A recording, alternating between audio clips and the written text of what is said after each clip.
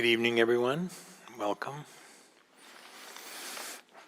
Diana's gone for 4 weeks, so I'll be teaching tonight, and then Maria Stratman will be here next week, and 2 weeks after that, and Kim Allen will be here in 2 weeks from tonight. So she's, I think, left you with in good hands.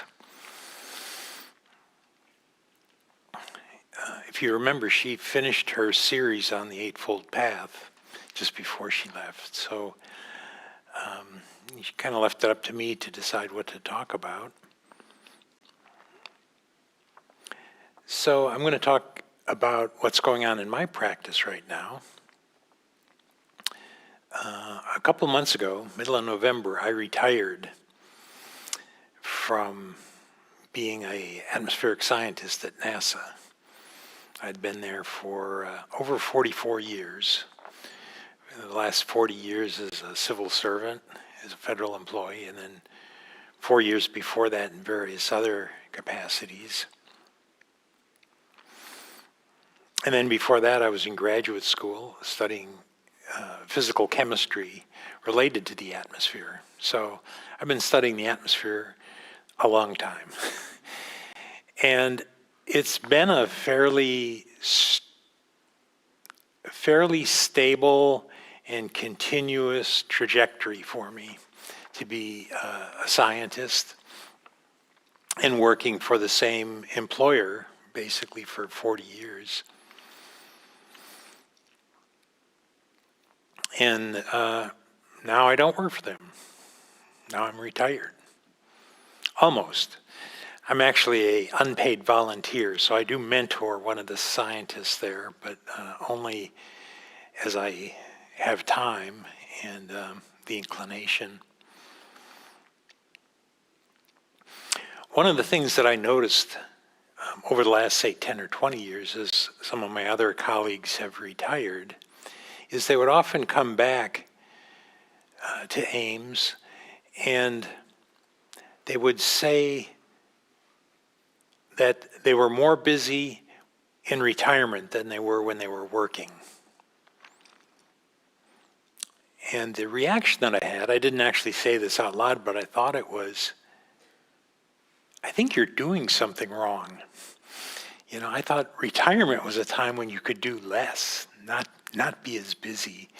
You know, you could kind of have a more spacious life, more relaxed experience.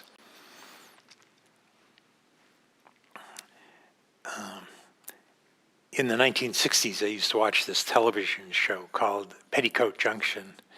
And there was a character, Uncle Joe, who would sit on the front porch of the hotel that his niece ran and just take long naps in the afternoon and think up crazy get-rich-quick schemes or go into town and play checkers with his friends. And I kind of thought that's what retirement was about, was just, you know, kind of leading this life of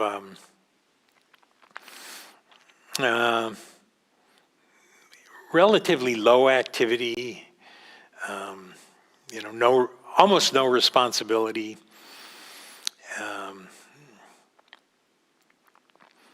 And then here I saw these other people were just doing even more than they had been doing while they were working. So there's a little bit of a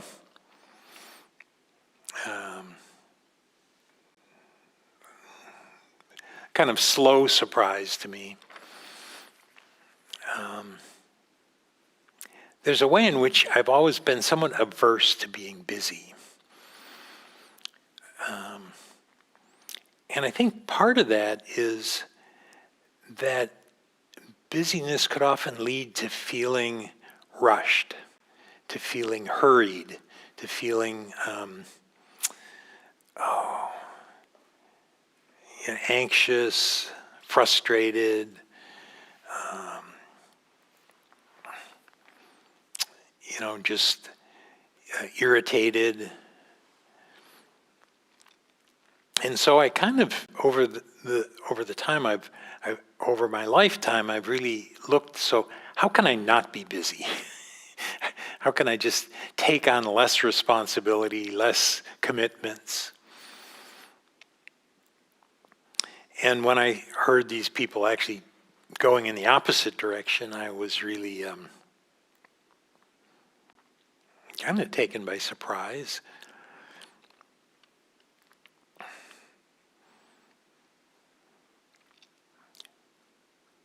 Now, I realized that a lot of the things that they were becoming busy with as they retired were actually things that they found more personally satisfying or personally rewarding. They'd often do things like travel to parts of the world they had never been before, or maybe travel to places they had been before but really wanted to go back to. It wasn't uncommon that people would rent or buy RVs and travel, make a slow trip around the country or around the continent, visiting all of these places. Spending more time with family and friends. And if they had children, they'd often go and visit their children and grandchildren, old friends. Spend more time maybe fixing up their house or their garden or whatever hobbies they had. So the busyness was in some way volitional, and it was, for the most part, selective to really do things that weren't being kind of pushed down from above, but were really coming out of their own interests.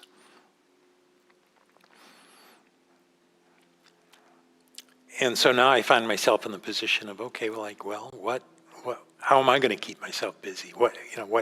Or maybe not keep busy, but what am I going to select to do?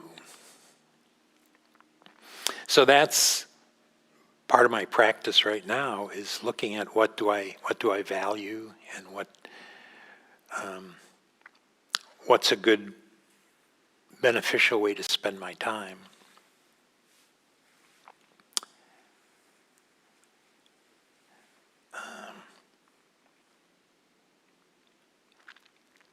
But I still find myself making commitments and becoming busier than I want to be. So it occurred to me after I retired that I remembered Gil giving a Dharma talk many years ago, which I was actually able to go back and find on Audio Dharma, called Practice in the Busy Life. And so I went back and listened to that, and from there did some more research about what he talked about in that talk back in 2012. And it was based somewhat on a Zen teaching. There's a Zen Koan, a Soto Zen Koan, about the one who is not busy. And I don't have the whole text here, but basically what it's about is two brothers who go to a monastery. And in the monastery, they assign certain tasks to them. They have jobs to do. And one of them is out in the yard sweeping, and he's sweeping very vigorously, like really going at it. And his brother comes by and looks at him and said, "Too busy." And the first brother looks back at him and said, "You forget the one who's not busy." Now, it's a koan, so I wouldn't attempt to interpret it just on my own. But fortunately, there's been at least 3 books written about this by noted Zen teachers from the Bay Area. And one of them, Catherine Thanos, used to run the Zen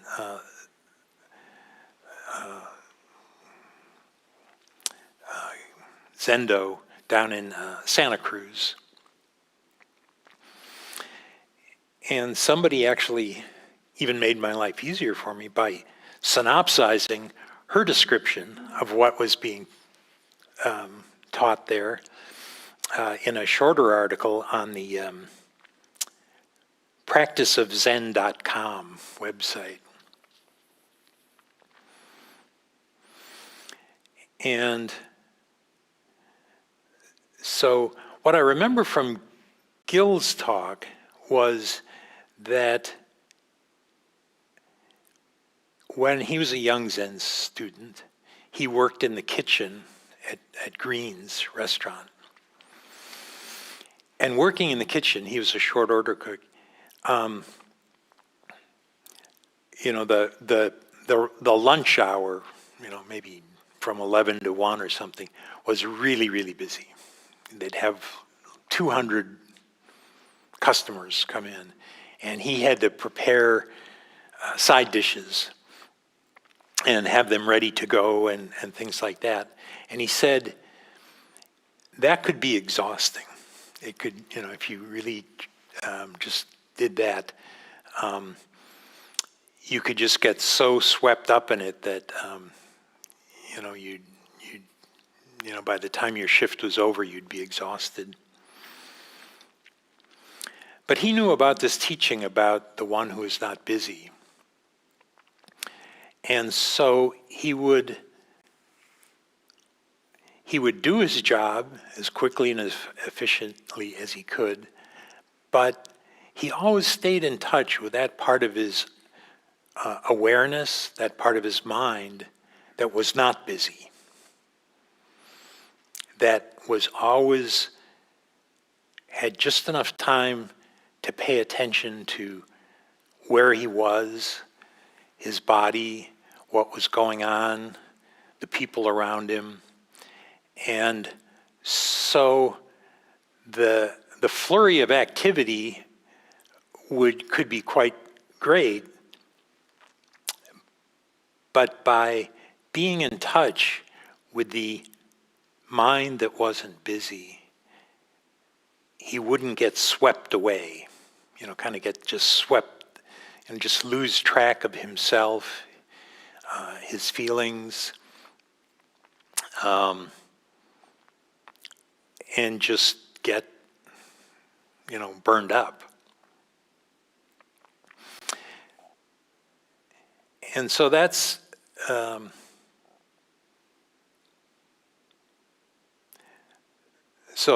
been on my mind, and that's why I turned to this article and read about what is the mind that's not busy? Who is the one who's not busy? And there's basically 3 qualities of this not busy mind that can be recognized and I believe can be cultivated. And the first quality is the awake mind. So that's the mind that's present for the present moment. Alert, relaxed, concentrated, and calm. So in some ways, it's what our mindfulness practice is helping us develop, is this ability to be present. And as we work on this practice and also start working with the 5 hindrances that can get in the way, then we can be present in a way that's unclouded, that's as clear as possible, clear of greed, hatred, sloth and torpor, restlessness and worry and doubt. And an awareness that's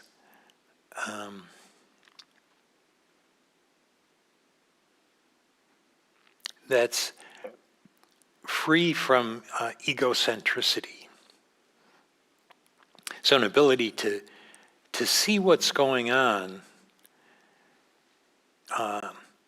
in as clear a way as possible that's not, doesn't involve a sense of me or mine, doesn't involve these other hindrances that cloud the seeing. And in some ways, it's in Zen they often describe this as this type of mind as taking a backward step. The way it was described was if you went to a football game, the sports announcer is right in there describing every single play, detail by detail. Who's got the ball? Who's he throwing it to? What's going on? So really wrapped up in the content of the game. But up in the Goodyear blimp, which I think still exists, looking down, you're just seeing the whole picture. You're just watching everything arising and passing. And so that taking that backward step is you go from being really engaged in the content of your experience to stepping back and seeing the bigger picture.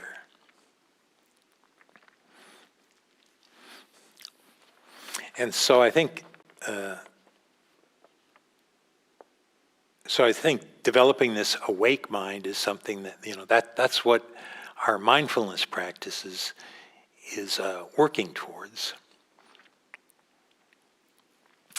The second quality of the mind that's not busy is the mind of not knowing, or beginner's mind. And that's nimble and courageous enough to engage at close range.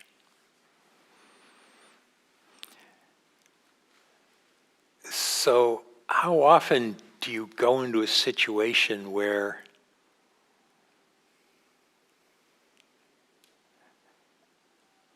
you don't know, and you're willing to say, I don't know.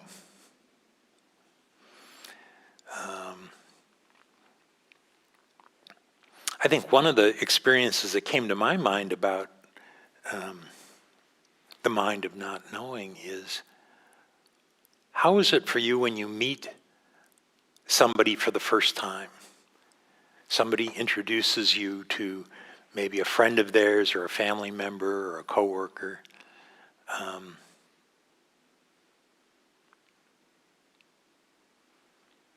How quickly do you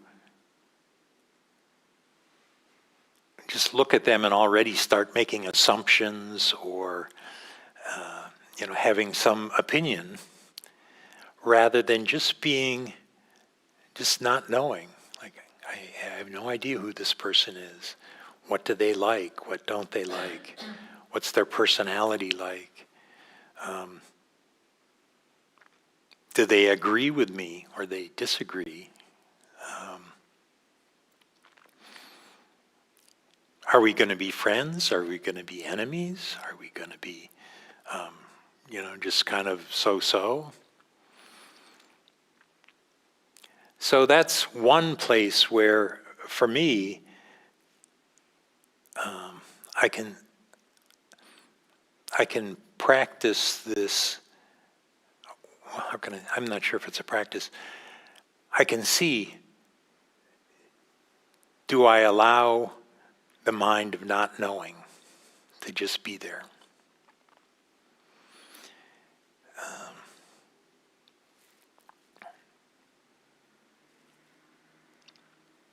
I find any number of my Dharma friends help model that for me. I know oftentimes when I'm talking to Diana, I'll ask her a question and I think, okay, well, she must know everything, right? I mean, she's studied the suttas, she's gone on years of meditation retreats. She's quite accomplished and motivated. And, some of the time she'll just say, well, I don't know. And I go, how can you not know? But I think she has, such a confidence in that mind of not knowing that she can reveal it, and I find that very inspirational. And then the third quality of mind, of the not busy mind, is the mind of readiness, the mind that alights nowhere, that's capable of both immediate and broader view. So, sometimes when I think of mindfulness, I do think of it as sort of like a fixed focal length camera. I'm looking in some direction, say, I'm looking at one of you, and I try to see as clearly and uncertain, with as much clarity and uncertainty as possible. The mind of readiness can be one that can focus in when that's the most appropriate thing, really look at in fine detail, and then also zoom out and look at the full, a broader picture.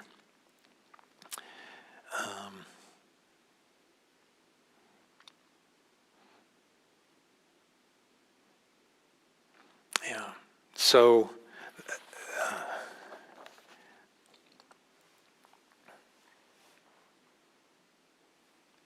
and so as I read this, I kind of thought, well,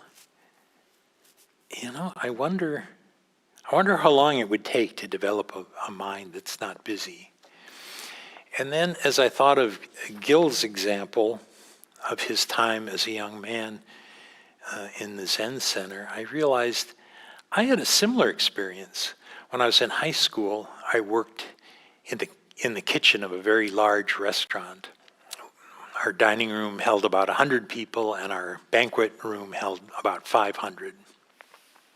So working in the kitchen, particularly on a Saturday night, could be really, really chaotic.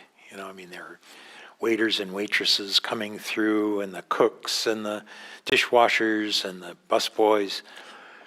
And although I knew nothing about Buddhism, I knew nothing about mindfulness, I do remember that I was able to develop a mind that at least some awareness of that was not busy, that wasn't totally absorbed in the task that was before me, but you had to be aware of what else was going on in the kitchen. People coming and going.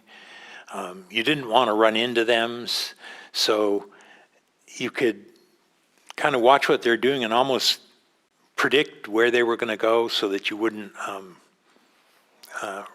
run into them. Working in the kitchen is kind of a dangerous place in the sense that there's hot stoves, hot ovens, hot grills, hot deep fryer, hot plates coming out of the dishwasher, and then hot food coming from the back kitchen. So whatever you're doing, there's always some part that needed to be aware of the bigger picture. Or you could get hurt. And then, of course, we worked with sharp things, knives, shredders, a bandsaw for cutting the meat. And it hadn't really occurred to me, but until I started thinking about it. But that 2 years that I worked in the kitchen, I really developed that ability to always have a certain awareness bigger than just what was going on in front of me. And I made it through 2 years with only minor cuts, no stitches, nothing more than minor first-degree burns, and never being knocked over by somebody or knocking someone else over. So I think there was a type of mindfulness that just developed naturally in that environment. And I think more recently, another example would be just driving. You know, if you're driving, particularly on the freeway, you know where you want to go, you know where you need to turn and things like that. But there's also a sense, a greater sense of being aware of your surroundings, of the other cars, the other trucks, maybe anticipating what they're going to do. And so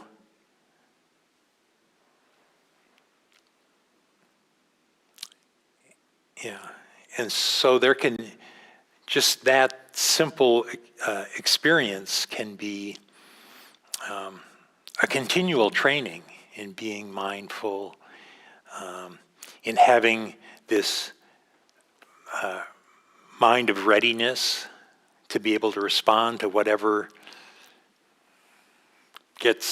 comes your way on the street.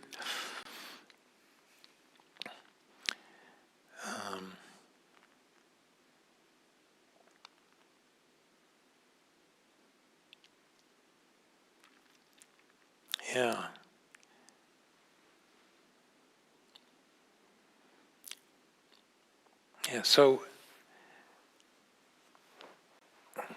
I guess those are my thoughts on the one who's not busy. The kind of recognizing that I think we all have some capacity to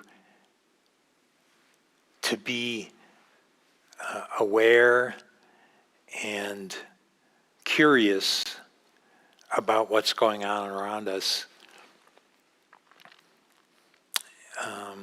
and not get swept away, not get caught up in the stories about our experience, or just get caught up in the flurry of activity. Or at the very least, recognizing those times when we have gotten caught up and swept away, and making the effort to come back to be here in the present moment.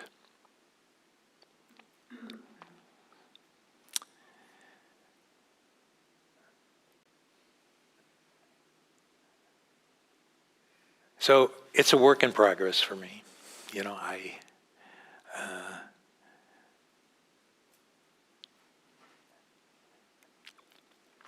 The older notion of retirement as being a time of sort of becoming mentally and physically sedentary no longer seems as appealing as it did when I was younger.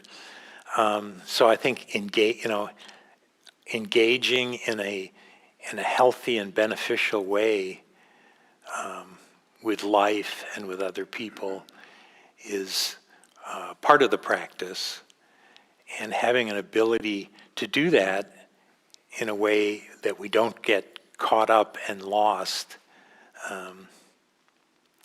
is important. So those are my thoughts, and we have some microphones if any of you are interested in sharing your thoughts or your experiences of either having a mind that's not busy, or what your experience is of being carried away by busyness. that might be helpful for others to hear about. So, thank you.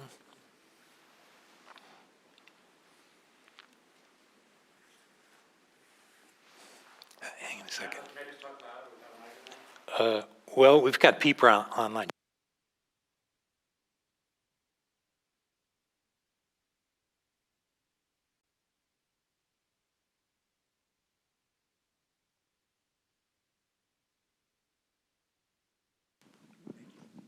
Thank you for pointing out busy mind. My question is really about practice, where my mind is always busy, like even when I sit. Do you have any recommendations on specifically how to find restful mind quickly? Because I'm always like, about 30 minutes into the meditation, that's 30 minutes, I'm like, I finally, So it's kind of like really trying to practice settling the mind when it's really busy all the time. It's meant to be busy because that's what our mind does. But I wonder if you have any thoughts about that, like sort of in the practice, because it makes a lot of sense what you're talking about. And this is where I kind of feel like I can at least try it out. So I wonder if you have any specific thoughts about that. Okay. Yeah, thank you for that question. That's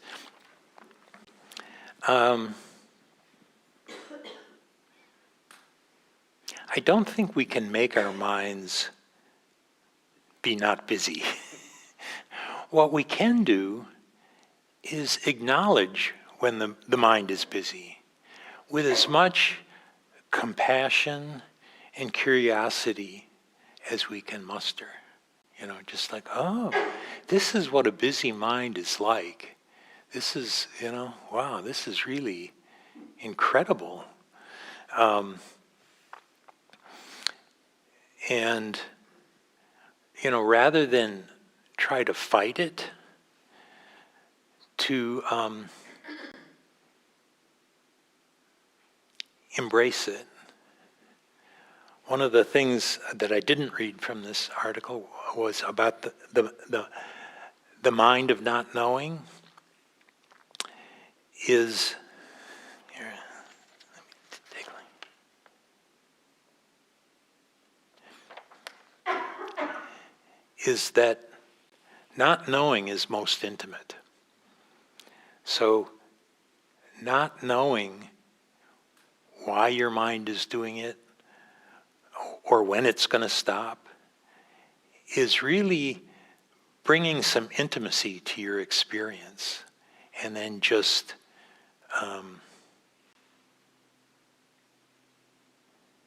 kind of greeting that restless mind with some compassion, and then, to the extent possible, see if you can breathe through the busyness. Let the breath, kind of wherever you imagine the busy mind to be, just let the breath move through that part of your body and see if it can bring some relaxation. So I hope that's helpful.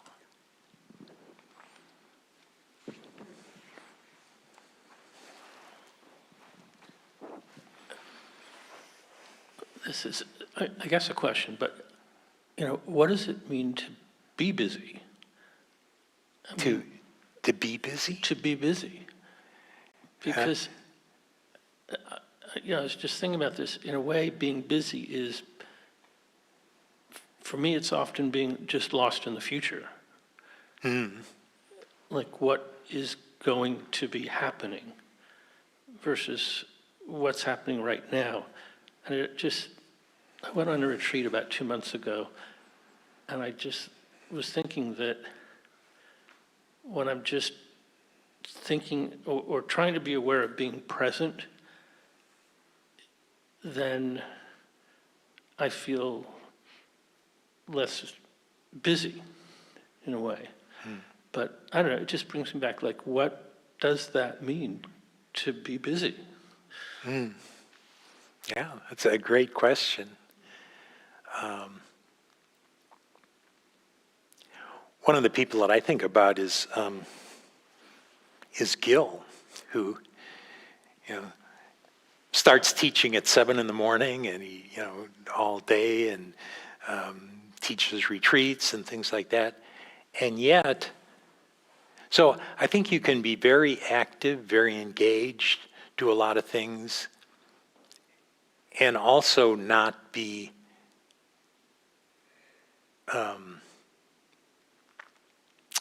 overwhelmed by it. So I don't think that there's necessarily anything wrong with being busy.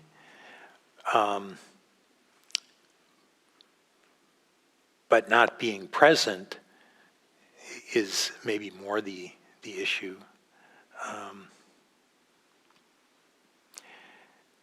I think one of the other things that I realized is, for me, that sometimes being busy is actually a way of hiding out.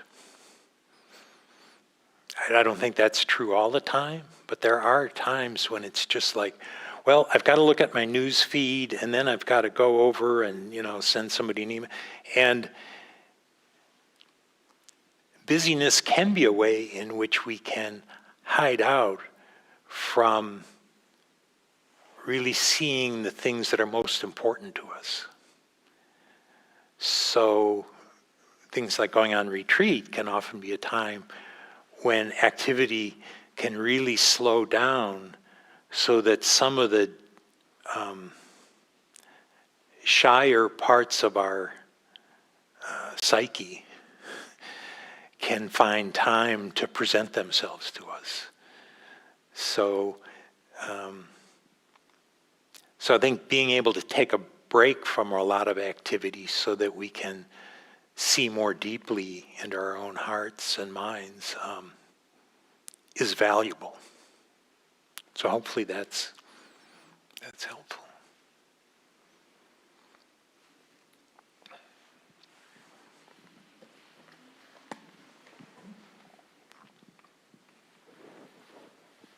Thanks for the talk. And I had kind of a similar train of thought, or I was trying to understand, like, what does it mean to be busy, and try to unpack that. And I'll offer this up, and I don't know if it's how in line it is with the practice, but I work pretty much a corporate job, and there's no shortage of like digital tools that people have to stay busy, get others to be busy, and present all sorts of options for for engaging. And so one of the things that I think helps, or is kind of a reset, is sometimes this thought comes up of either what's at stake, like what are the real stakes, or what's the worst that could happen? Because naturally the mind is just like, oh, I can engage with this. I got to do this thing came up, this thing beeped, this person, and it feels overwhelming because I feel like naturally, or at least I'm the type that's like, yeah, if I drop the ball or drop this plate or whatever, like something will happen. You can easily catastrophize. But those types of questions of like, what's really at stake? They help you kind of cut through the noise, or like the myth of, or at least the myths that we make in our heads of like everything is urgent and important. And a lot of times I've found, the more time I spend in these environments, it's like things kind of work themselves out, but you just don't know how it's going to happen, and it doesn't always have to be you engaging with the things, especially the digital things that pop up. Yeah. Yeah. Well, it's said that we live in a really, that the currency of our culture is attention. There's all of these things that are trying to get a hold of our attention. I don't even have social media. I don't have a Facebook account or anything other than a telephone and well, email and in text. So I do have connection, but not nearly as broad as I think many people do.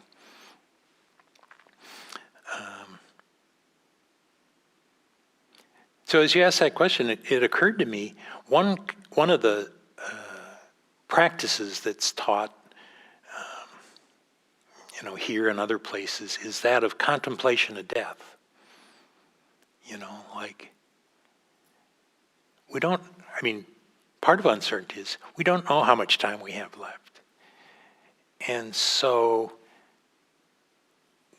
what is it that is most important for you in whatever amount of time you have left in this lifetime? So that's a type of reflection practice that you can do to maybe cut through and see more clearly what's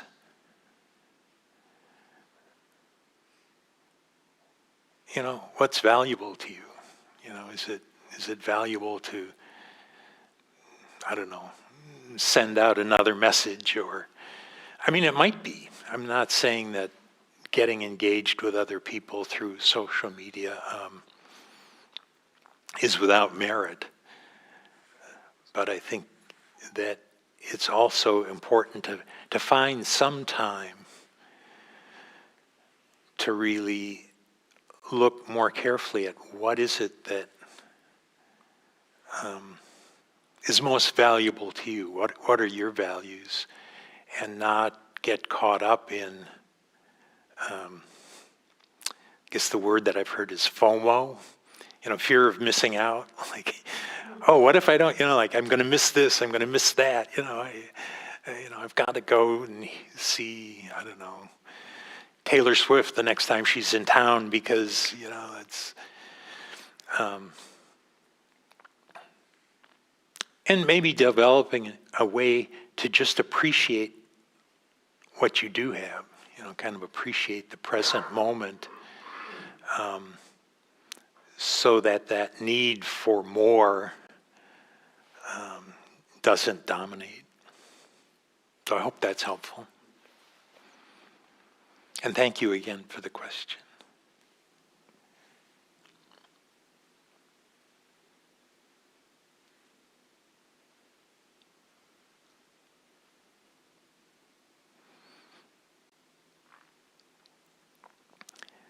Okay, well, thank you all for coming tonight. I know you all lead busy lives, and so hopefully you can go home and have at least some time of not being busy. So thank you all.